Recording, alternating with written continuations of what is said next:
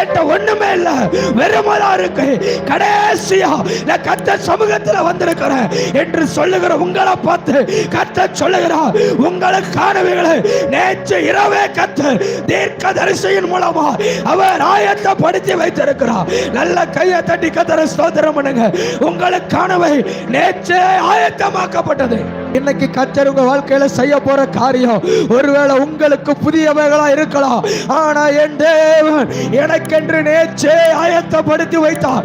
அவர் எனக்குன்னு வைத்த தரிசனம், அவர் எனக்குன்னு வைத்த திட்டம், அதன் வழியாத்தான் இன்னைக்கு என்ன அற்புதங்களை காணும்படி செய்கிறார். அது எனக்கு நேற்றே ஆயத்தமாக்கப்பட்டது. நல்ல கையை தட்டி கர்த்தரை ஸ்தோத்திரம் பண்ணுங்க. திரும்பி போகும் பொழுது சவுலுக்கு அப்பம் இல்ல, ஆனா அப்பம் கொடுக்கப்பட்டது. அவனுக்கு தேவனுடைய வார்த்தை இல்ல, தேவனுடைய வார்த்தை கொடுக்கப்பட்டது. அவனுக்கு தீர்க்க தரிசனம் இல்ல, கர்த்தர் தீர்க்க தரிசனத்தின் மூலமா அவனை நிரப்பி கர்த்தர் அவனை எதற்காய் தெரிந்து கொண்டாரோ, சவுலை எதற்காய் முன்குறித்தாரோ, சவுலை எதற்காய் நியமித்து வைத்தாரோ, அந்த ஸ்தலத்துல கொண்டு வந்து நிறுத்துகிற வரைக்கும் கர்த்தர் சவுலுக்கு முன்னதாய் கடந்து போனா.